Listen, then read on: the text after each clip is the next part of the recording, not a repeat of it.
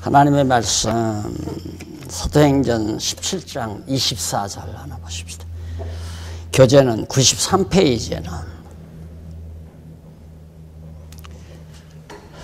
우주와 그 가운데 있는 만유를 지으신 신께서는 천지의 주제시니 손으로 지은 전에 계시지 아니하시고 사도행전 17장 24절에 있는 말씀입니다. 일반적으로 종교는 신이나 절대자를 인정해서 일정한 양식 아래 그것을 믿고 숭배함으로써 마음의 평안과 행복을 얻고자 하는 그런 정신문화의 한 체계라고 그렇게 국어사전에서 말하고 있죠. 그러니까 문화생활의 한 조직체계다 라는 생활의 하나의 관습체계, 그걸 종교로 그렇게 설명을 하죠. 그래서 사실 종교라고 하는 것은 인간의 내면세계, 정신세계죠.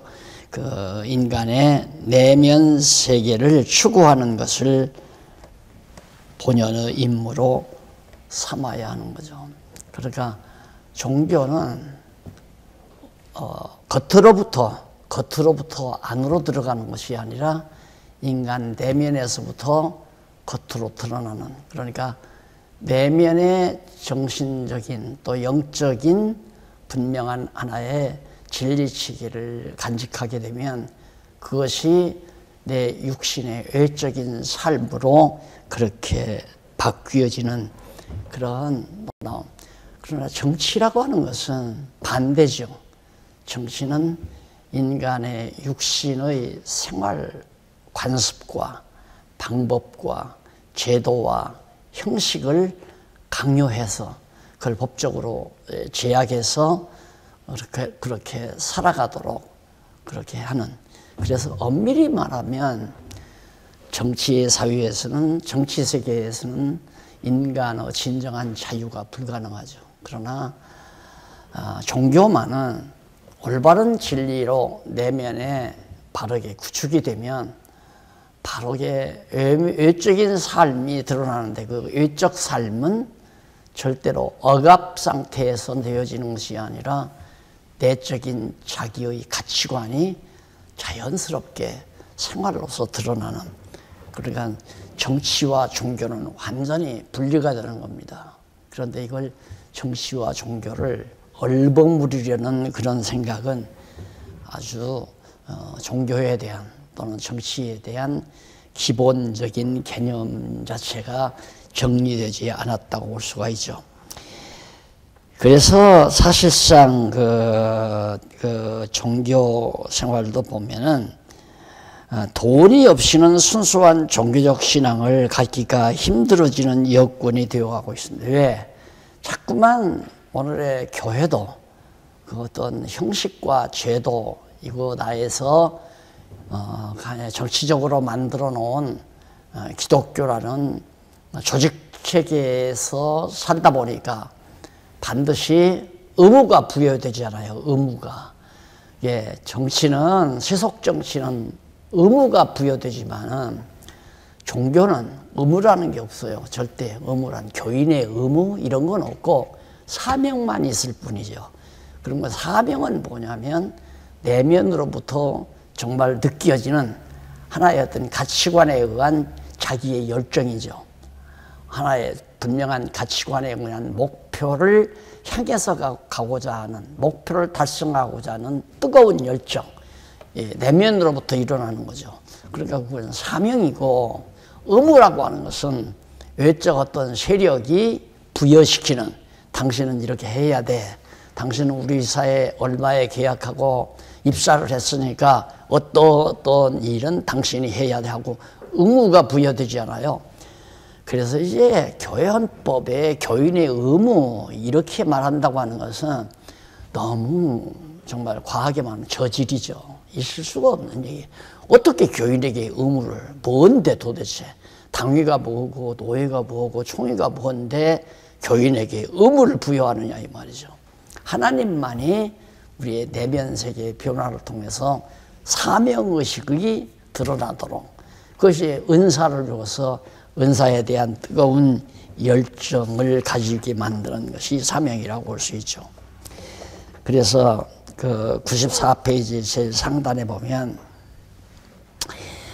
기독교는 인간으로 하여금 하나님의 존재와 속성을 알아서 깨달아 알고 믿고 경외하며 섬기게 하기 위하여 하나님께서 스스로를 계시하신 성경을 가르치는 것을 본연의 임무. 그러니까 하나님의 존재와 속성을 성경을 통해서 잘 가르치게 되면 모든 만사가 다 하나님의 정하신 뜻 따라 이끌어가고 하나님의 전능하신 능력으로 역시 우주와 만물이 이렇게 움직인다는 것을 깨닫고 나면 자기의 초라함을 알게 돼요. 나라고 하는 것은 아무런 능력이 없다는 사실. 그러면서 내 심령의 내면에 하나님에 대한 존경심이, 하나님에 대한 경외심이 자꾸 고취되잖아요. 그 경외심과 더불어 하나님의 기쁘신 뜻을 깨닫고 나니까 그 기쁘신 뜻대로 살고자 하는 열정이 내가 그 열정을 가지는 게 아니라 하나님에 관한 진리가 나로 하여금 하나님의 뜻대로 살고자 하는 열정을 불러일으키는 겁니다. 그걸 사명이라고 아까도 말씀드렸죠. 그래서 정치는 우리에게 의무를 부여해 줘서 의무가 부여되면 부자연스럽잖아요. 종교는, 기독교는 의무를 부여하는 것이 아니라 하나님이 직접 각자의 마음속에 바로 은사를 주어서 사명의식을 갖도록 한다. 그러니까 인간은 한없이 자유스러운 거죠. 내 마음에서 하고자 하는 대로 하니까. 내 마음대로. 그래서 제가 저한테 뭘 어떻게 할까요? 물으면 그 어떻게 할 거를 나한테 왜 묻느냐고 하나님한테 물어보라고 그렇게 하는 이유가 내가 이렇게 하시오 하면 안 된다는 얘기죠. 근데 인간은 끝없이 소위 뭐 지도자 자리에 앉아 있게 되면 누가 뭐 상담을 하거나 뭐 묻게 되면 곧잘 이렇게 해야 됩니다. 이래야 됩니다. 그게 아예 버릇이 돼 있잖아요. 강단에 서서도 여러분 이렇게 해야 됩니다. 우리는 이렇게 살면 안 됩니다. 이것을 하나님이 기뻐하십니다. 이러면서 자꾸만 성도들에게 행동을 강요하는 쪽으로 말하잖아요. 그게 아예 습관이 돼 있어가지고 기다리지를 못해요. 그래서 절대 어떤 사람을 딱 보면 당신 이렇게 했으면 좋겠다라고 요구를 하면 그때부터 그 사람은 속으로 당신이 뭔데 나한테 이거라 저러라 하느냐. 겉으로는 드러내지 않지만 그건 자동적으로 일어나는 당신이 왜 날들어 이러라 저러라 해? 이 마음을 가지고 있기 때문에 언젠가는 그 사람 밑에서 벗어나고자 하는 생각을 하게 돼 있어요. 나 여기서 벗어나야 되겠다. 부자연스러워서. 그래서 사람을 거느리고 신앙 안에서 사람을 자기 밑에 거느리고 산다고 하는 것은 나는 참 어렵다고 생각해요. 그래서 나는 장로님들에게 난 목회 못하겠어요. 그래. 난 목회 못하겠어요. 목회 못한다는 말은 다 조직을 짜가지고 여기는 전도회니까 전도하고 여기는 뭐 구제회니까 구제를 하고 했습니까 안 했습니까? 해야지요. 왜 안 합니까? 전도회가 왜 전도 일을 왜 안 합니까? 이러면서 하는 게 목회 아닙니까? 나는 그건 못하겠다 이거예요. 다만 성경을 가르치라면 그것은 내가 숨이 다하는 날까지 가르치지만 목회는 못하겠다. 그래서 선언해버려서 나는 오직 그냥 성경 거짓없이 가르친다. 그래서 남에게 조금이라도 의무가 부여되는 너 그렇게 하면 돼. 네가 어떻게 아빠 생일날 그럴 수가 있냐. 이건 안 되는 거죠. 자녀들에게도. 저희들 마음 속에서 그게 우러나야 되거든요. 그러니까 하나님도 억지로 우리 마음 속에서 하나님 경외하는 마음을 갖게 하는 게 아니잖아요.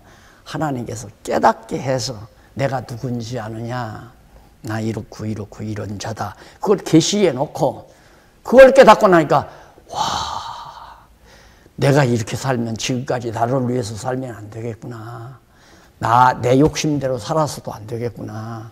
그래서 나는 하나님의 기뻐하시는 뜻대로 살고 싶다. 이런 마음이. 그러니까 자녀들에게도 보여주면 되잖아요.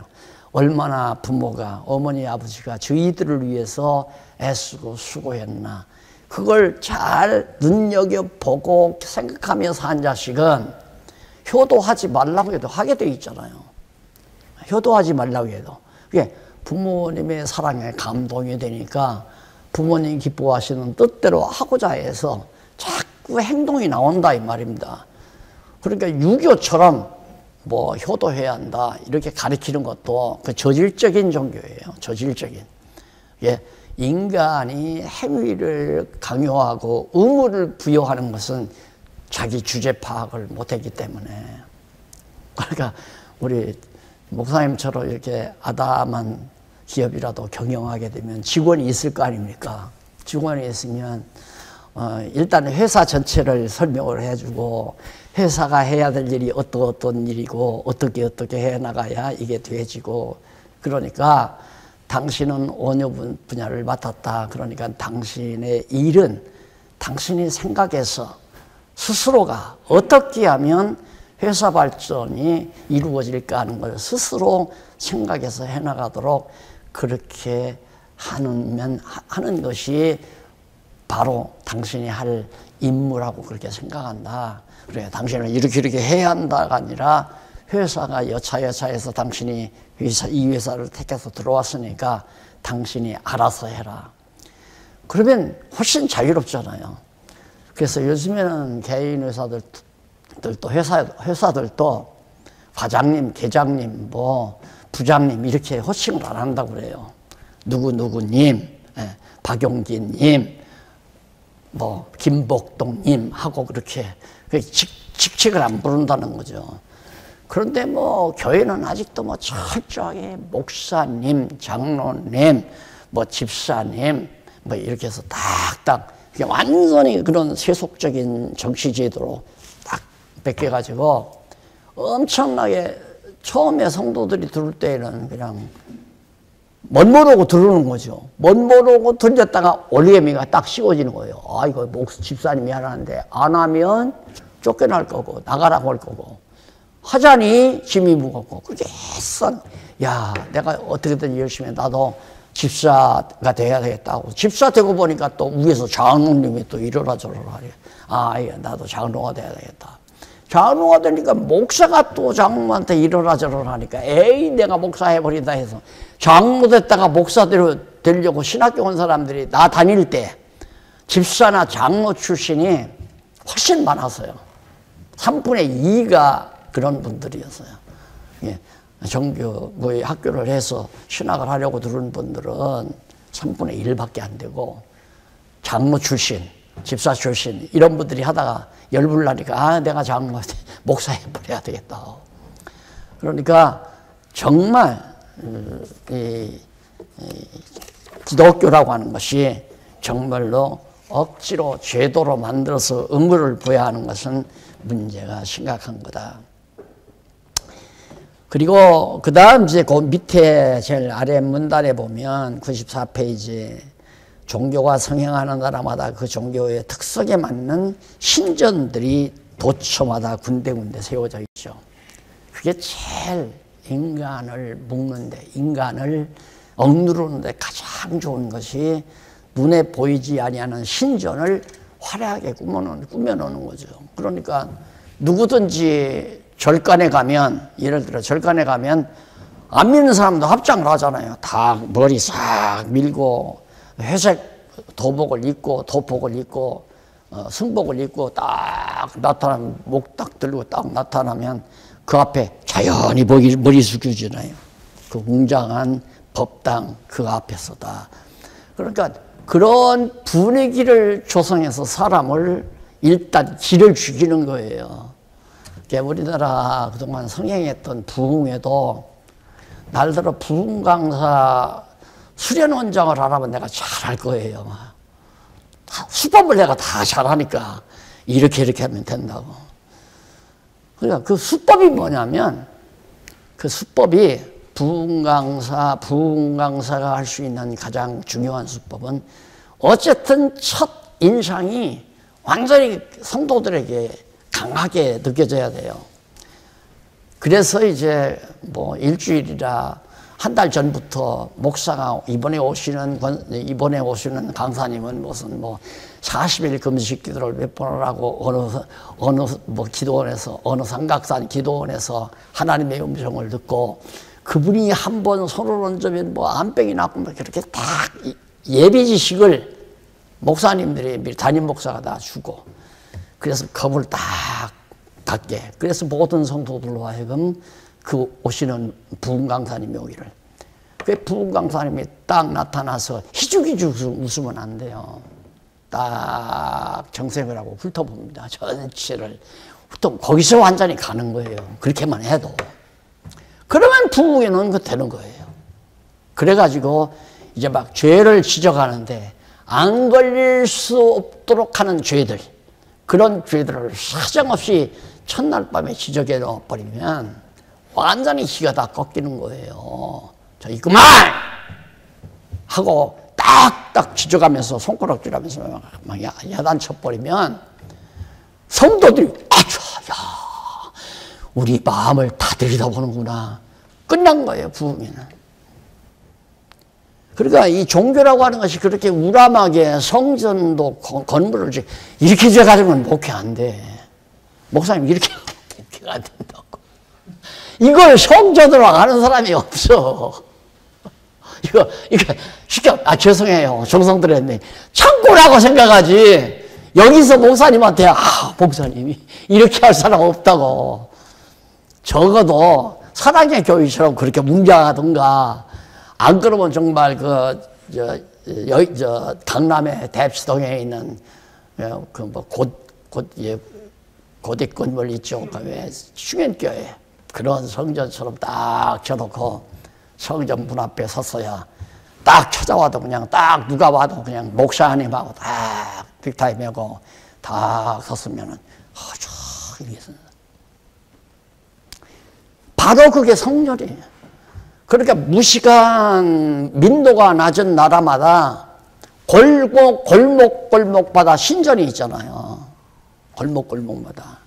그래서 촛불 켜놓고 막 울긋불긋 그림 그려놓고 그게 불교하고 이게 짬뽕이 돼가지고 그런 민속 종교들이 판치는 거거든요. 왜 인간은 보이지 아니하는 어느 분에 대한 흠모가 하나님 신은 안 보이잖아요. 그런데 딱 보니까 야 신이 있을 것만 같아. 뭐 신이 저기서 툭 튀어나올 것 같은 그런 느낌, 그런 효과가 성전이라는 우리 한국교회가 성전이라는 그런. 그러니까 옛날 어젠가 그저께인가 내가 어느 목사님 교회를 좀 들려봤는데요. 그냥 사가예요. 사가, 보통 사가인데 사모님이 돌아가시니까 당신 혼자 사는 거야. 그러니까 당신 침소만 하나 딱 해놓고 전부 예배당으로 소위 이제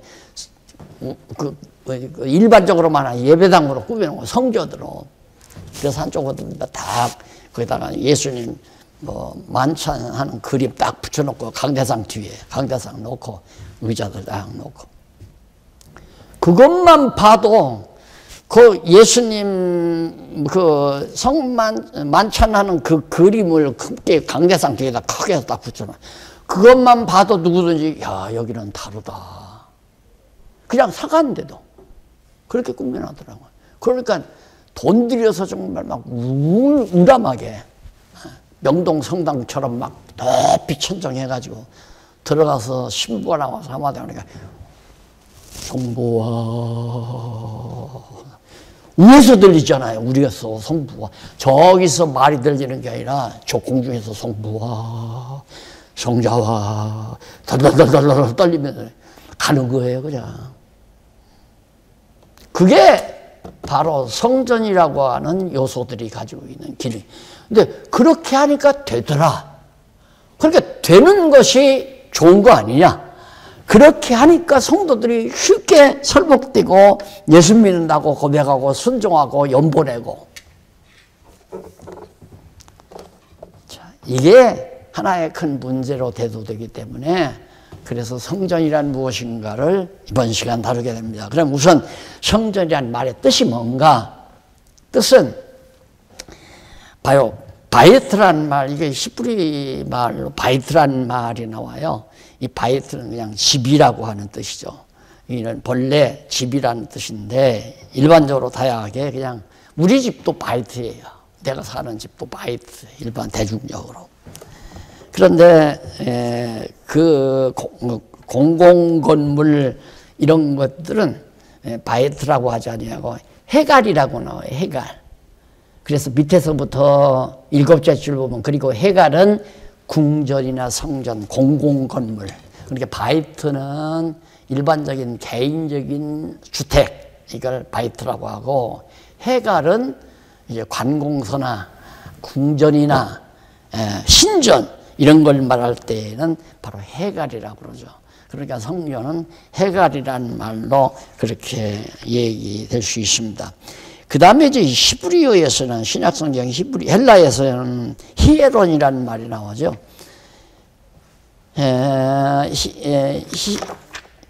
히에론과 그 다음 이제 오스라는 두 말이 나오는데 그 가운데 히에론이라는 말은 성전에 속한 건물, 성전에 이제 지성소도 있고 성소도 있고 뭐 옆에 보던 창고도 있고 그러잖아요. 구석 부대 건물들도. 그건 이제 히에론이라고 하고 오스란 말은 지성소와 성소만을 말할 때 오스라고 한다는 것. 성전의 역사, 그러면 성전이 지금까지 어떤 역사적 과정을 거쳤는가. 처음에는 성전이 건물로 세워진 게 아니죠. 건물로 세워진 게 아니라 처음 가인과 아벨 있을 때 가인은 제단을 쌓잖아요. 아벨도 제단을 쌓고 그리고 돌로 이렇게 제단을 쌓고 거기다가 이제 가인은 곡물로 제사를 드리고 아벨은 자기가 지은 자기가 먹인 양을 잡아서 제사를 드리고 했는데 그렇게 돌로 쌓아서 제단이 이제 하나님 앞에 드리는 그런 제단으로 출발이 된 거예요. 이것이 이제 점점 발전해서 이제 건물로 지어지는 하나의 성전이 되는데 아브라함도 이제 제단 쌓고 했죠. 모리아산에서 아브라함도. 그런데 족장 시대는 다 그렇게 했어요. 모세도 물론 막 그랬겠지만 모세 시대에 와서는 하나님께서 그 시내산에서 성막을 지으라고 말하잖아요. 그래서 이제 제단에서 성막으로 바뀌어요. 그래서 성막을 짓고 이렇게 만들어서 그 안에다가 지성소, 성소, 그 다음 물두멍, 제단 이렇게 다 만들다고 해가지고 모세 시대에는 성막제사였어요. 제단제사가 성막제사로 그렇게 모세 시대에 와서 바꾸는 거죠. 그리고 나서 모세 시대 지나고 나면 이제 가나안 땅에 들어가죠. 가나안 땅 들어가서 다윗 시대까지도 성막제사였어요. 그래 솔로몬 때 와서 솔로몬의 성전을 지음으로 바로 이제 소위 예루살렘 성전 제사가 시작이 되는 거죠. 그렇게 시작이 되다가 이제 처음 바벨론이 와서 솔로몬 성전 헐어버리죠. 헐어버리고 70년 바벨론 포로 생활 끝나고 돌아와서 그 다음에 이제 에스라가 성전을 지켜 다시 재건된 성전이 에스라가 지은 거예요. 그러니까 포로 귀환 시대까지도 성전 제사지요. 재건한 성전 제사. 그러다가 이제 예수님 오실 무렵에는 헤롯 대왕이 자기의 이제 정치적인 하나의 수완으로 그 성전 에스라 성전을 헐어버리고 헤롯 성전을 아주 막 웅장하게 자기 멋대로 막 돈 들여서 권력이 있으니까 막 웅장하게 성전을 지었어요. 그것이 하나의 유대인들의 자랑이었고 유대인들은 거기에 넘어가 본 거죠. 그 자기 유대 종교를 이용하기 위해서 헤롯이 그러니까 로마 제국을 반대하지 아니하고 로마 제국으로부터 왕권을 받은 헤롯이 유대인들이 인정을 안 했어요. 안 하니까 그걸 인정받기 위해서 유대인들을 위하여 성전 헐고 크게 아주 웅장하고 아름답게 잘 지어주니까 유대인들은 좋아했죠. 그래서 베드로가 예수님한테 이 성전 보십시오. 얼마나 웅장하고 아름답습니까? 그러니까 예수님이 이거 다 헐어버리라. 돌 하나 돌 위에 돈 모이지 않게 싹 헐어버리라. 그러면 내가 3일 만에 다시 짓겠다.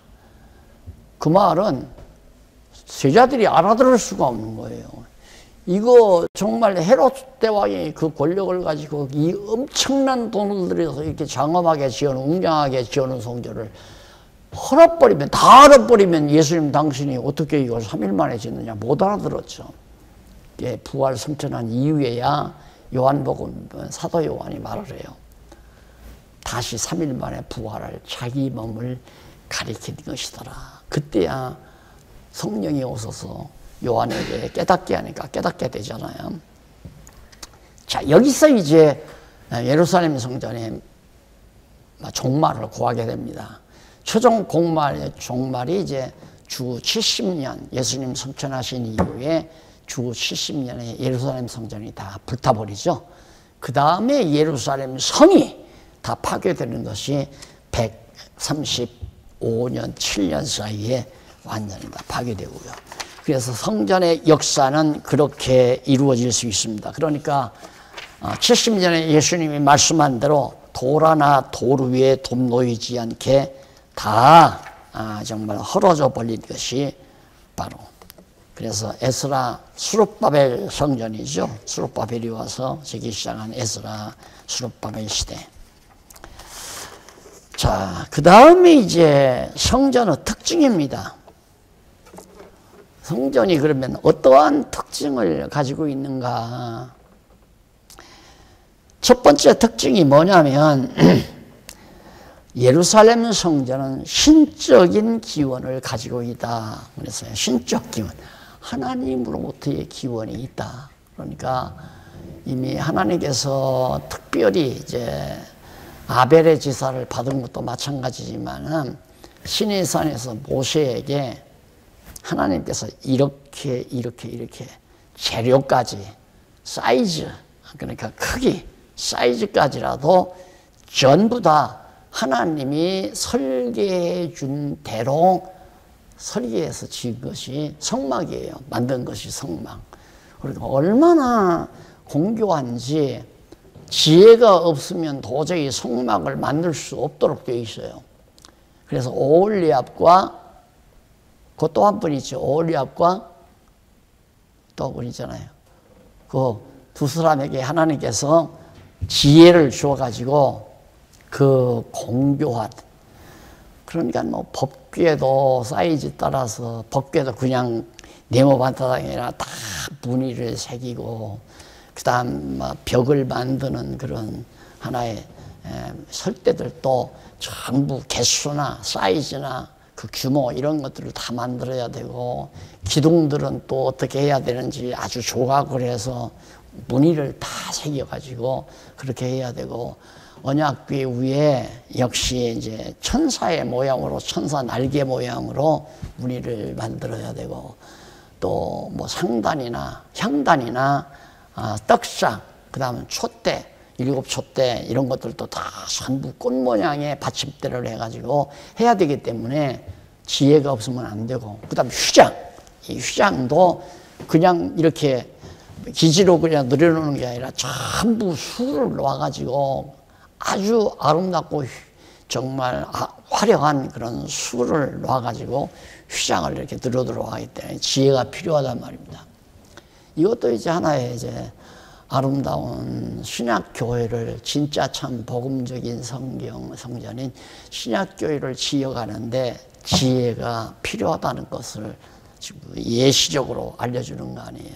지혜가 없이는 교회가, 진짜 참 성전이 이루어질 수 없다는 것을 간접적으로 예시해 주는 내용입니다. 그래서 완전히 성전은 신적 기원이다. 하나님이 설계하시고 하나님이 명하신 대로 만든 그런 성전이다. 그런데 요즘 성전은 다 제각각 아까 말한 대로 자기 가정집 그냥 이렇게 벽 털어가지고 내부 장치에서 성전이라고 말하기도 하고 막 돈 있는 사람은 저렇게 저 서초동에 있는 교육처럼 막 큰 웅장하게 큰 빌딩 막 건물 이렇게 해서 짓기도 하고 우리처럼 그렇게 그냥 볏집처럼 해가지고 정말 검소하게 그렇게 짓기도 하고 우리 목사님은 이렇게도 건물을 짓는데 이걸 이렇게 지어놓고 성전이라고 하면 하나님이 설계한 대로 전혀 안 맞는 거죠. 그리고 성전은 아무 데나 짓는 게 아니에요. 딱 예루살렘에 그러니까 하나님이 설계하신 대로 하나님이 명하신 자료대로 방법대로 여러 가지 모양대로 어디에다가 예루살렘에만 지어야 그 성전은 하나뿐이거든요. 그런데 대한민국에는 성전이 수천 개도 더 되니까 이거 말이 안 되는 거죠. 그런데도 그런 문제에 대해서 하나 의심하는 사람이 없어요. 당연히 성전으로 알아요. 그래서 잘 꾸며놓은 성전은 자연스럽게 앞뿌리가 뒷뿌리가 들리잖아요. 조용. 예? 왜? 법당에 들어가는 거나 똑같아요. 그런 식으로 다 꾸며놨잖아요. 강대상을 아주. 그래서 목회학 시간에도 많이 들었습니다만 목회에 성공하려면 천정을 높이고 소위 성전 건물 천정을 높이고 강단을 높여라. 그렇게 해서 성도들로 하여금 고개를 들고 목사를 쳐다보도록 그렇게 만드네. 각도를. 고개를 내리깔면서 쳐다보는 거하고 고개를 들고 쳐다보는 거하고 완전히 다르다는 거죠. 높은 데 있는 분은 고개를 들고 이렇게 쳐다보는 거고 낮은 사람은 고개를 만약에 같이 서서 고개를 들고 이렇게 쳐다보면 이렇게 눈을 깔면 건방지게 어디다 눈을 깔고 있어 이거 그러잖아요. 이게 전부 그렇게 인간의 심리를 이용해서 그러니까 성당은 대부분 그렇게 해놓거든요. 그러니까 개신교도 그걸 닮아가지고 강단 이렇게 해가지고 목회가 안 되죠. 내 머리가 저기 달랑말랑하게 높여놔야지. 다음 예루살렘 성전은 오직 한 곳에만 세울 수 있다. 예루살렘 성전이니까 예루살렘에만 세우지 길갈에도 세우고 베델에도 세우고 그게 아니란 말입니다. 북이스라엘은 길갈에다가 신전 지어놓고 베델에다가 신전 지어놓고 그러잖아요. 그건 가짜죠. 그리고 거기다 금상 금 송아지 만들어 놓고 거기서 제사하라 그러고 제 마음대로 그러니까 여로보암 제 생각대로 그렇게 한 거예요. 이게 하나님께로부터 명하신 것은 예루살렘에만 하나님께서 설계하신 대로 하나님이 명하신 자료를 가지고 그대로 예루살렘 딱 한 곳에만 세워야 한다. 이런 특성이 있다. 그 다음 세 번째는 예루살렘 성전은 실제로 구별된 장소입니다. 그 말은 뭐냐면 예루살렘 성전 안에 성막이 있잖아요. 성막에는 성소와 지성소가 있거든요.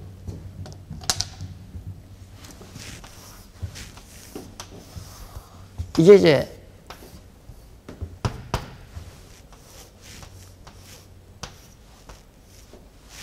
성전이 이렇게 생기잖아요. 여기 이제 제단이 있고 여기 물두멍이 있고. 그러면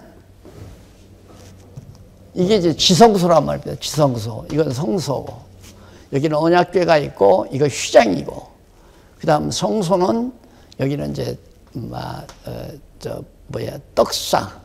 떡상이 여기 있고 등대가 여기 있고 그다음 향단이 여기 있고 이렇게 돼 있는데 지성소는 제사장이 못 들어가요. 백성들은 아야 여기까지밖에 못 들어가고요.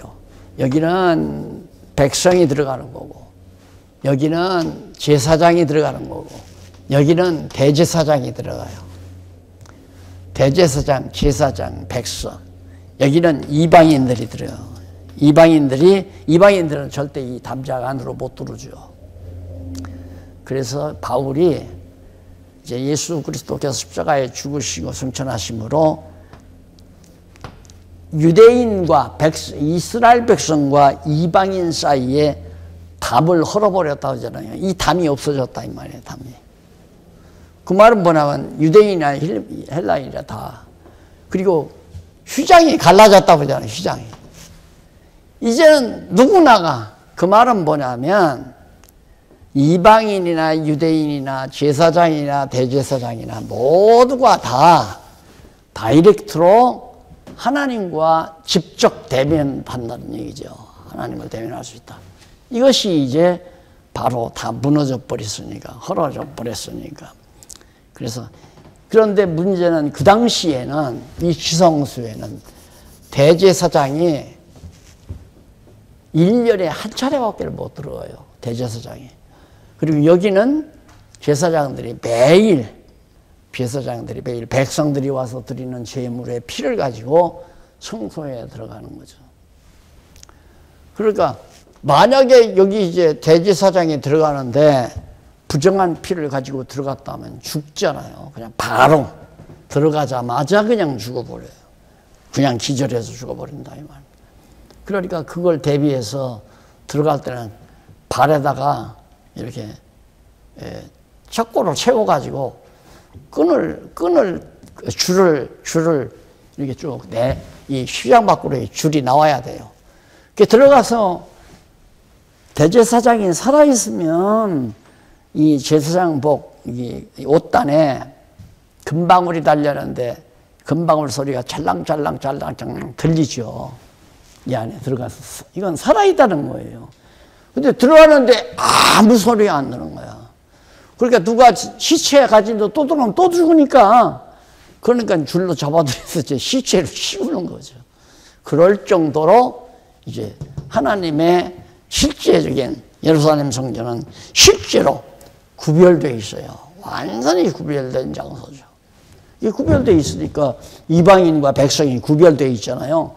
여기는 백성과 제사장이 구별되는 것이고 여기는 제사장과 대제사장이 구별되는 것이고 실제로 백성이 여기 들어가면 백성은 죽죠. 또 백성이 여기는 못 들어가요. 여기까지 제단 격까지밖에 못 가는 거죠.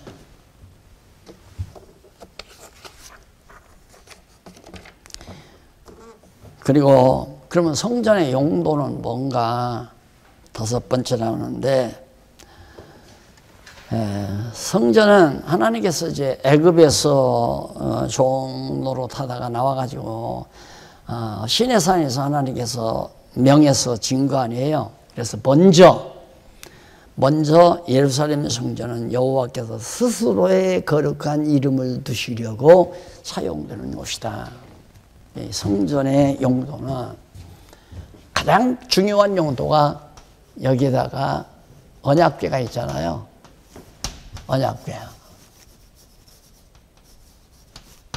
언약궤 여기에 이제 이름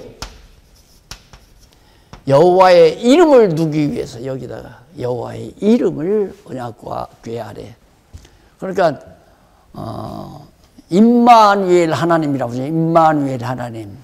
그러니까 이 성전 안에 여호와의 이름을 두심으로 임마누엘 하나님이 너희와 함께 계시다.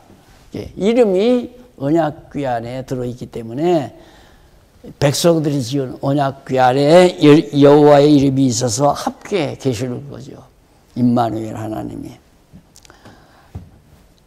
그래서 거룩한 이름을 두시는 그런 곳이기 때문에 그렇게 사용이 되고 다음으로는 예루살렘 성전은 이스라엘 자손이 여호와 하나님께 각종 예물을 드리는 처소 여호와의 이름이 여기 있는데 여기다가 예물을 드리지 백성들이 예물을 드리잖아요. 예물.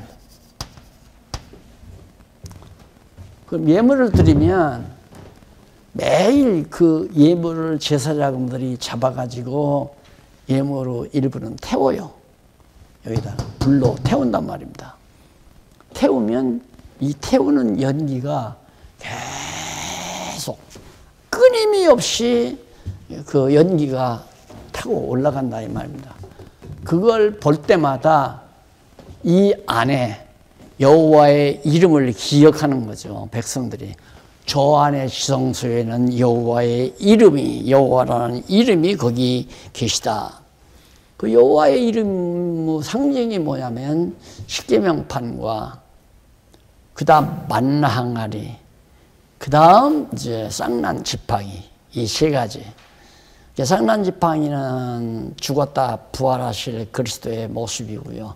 만나는 생명의 양식, 하늘로부터 내려오실 양식 그 하나의 모형이죠. 만나가, 광야에서 내는 만나가. 그래서 예수님이 우리의 참 하늘로 내려오는 만나로 오셨잖아요. 그것도 예수 그리스도에 대한 상징이에요. 그 다음에 십계명 말씀 안이에요. 말씀이 곧 예수님 안이에요. 말씀이 육신이 되어 오신 분이. 그래서 십계명판이나 돌비석이나 그다음 언약 십계명이죠.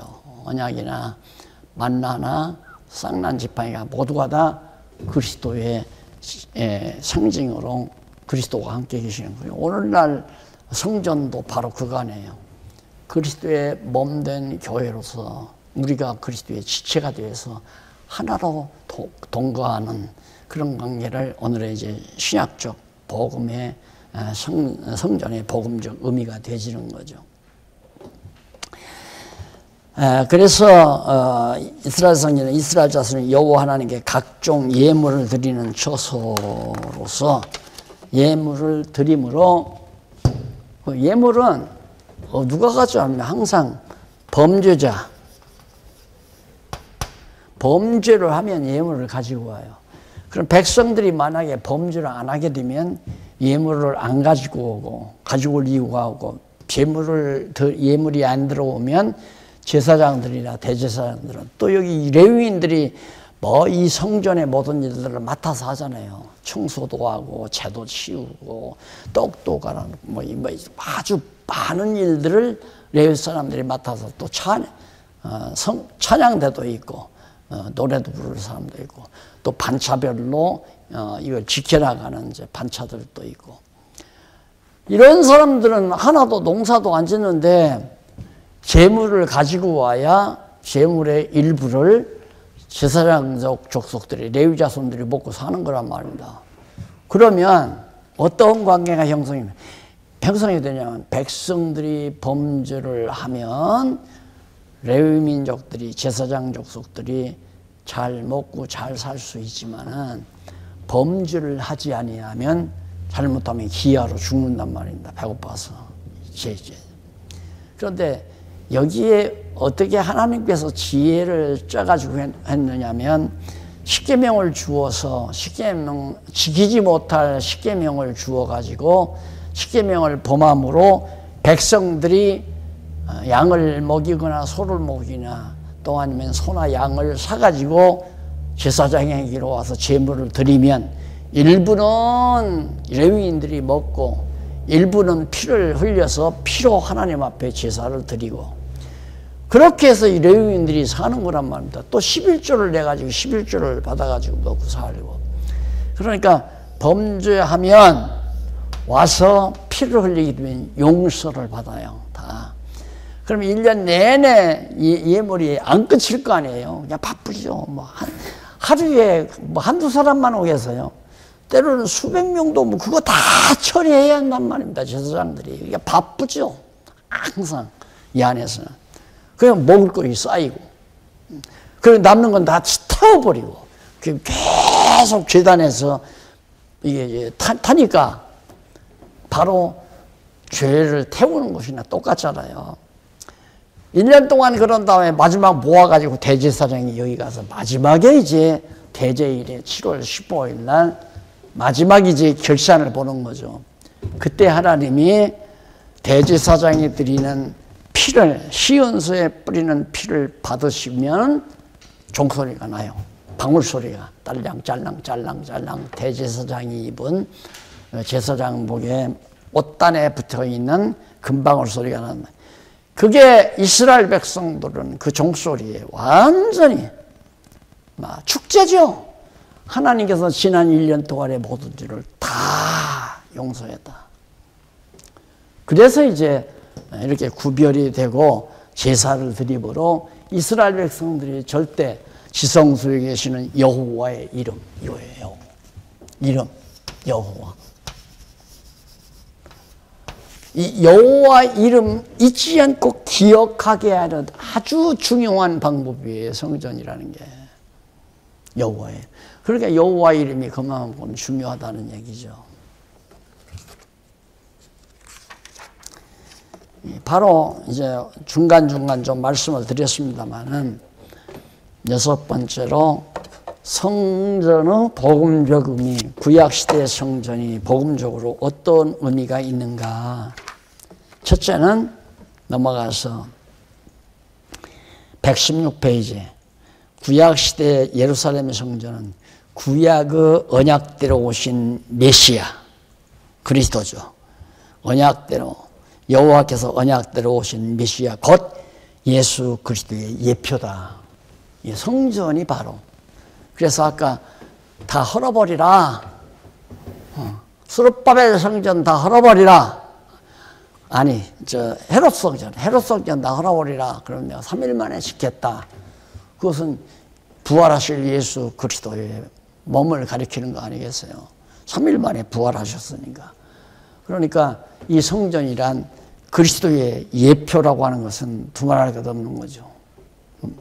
그래서 아까 말한 대로 법궤 안에 언약궤 안에 들어있는 십계명판이나 이 모두도 그리스도, 이 안에 있는 등대 빛 되신 그리스도, 향, 복음의 향기, 진리의 향이 되시는 예수 그리스도, 그 다음 떡상, 하늘에 만나러 오신 예수 그리스도에 대한 모형이 전부다.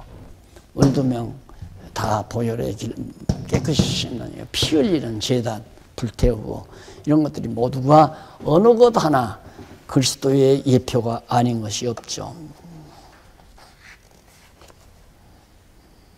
그 다음 마지막 구약시대 118페이지에 나옵니다. 구약시대 예루살렘 성전은 예수 그리스도의 몸된 신령한 신약교회. 오늘 신령한 신학교. 바울이 에베소에다가 하나님의 집으로 지어져 간다고 그랬잖아요. 2장인가 보면은 각 건물마다. 그러니까 우리 여기에 있는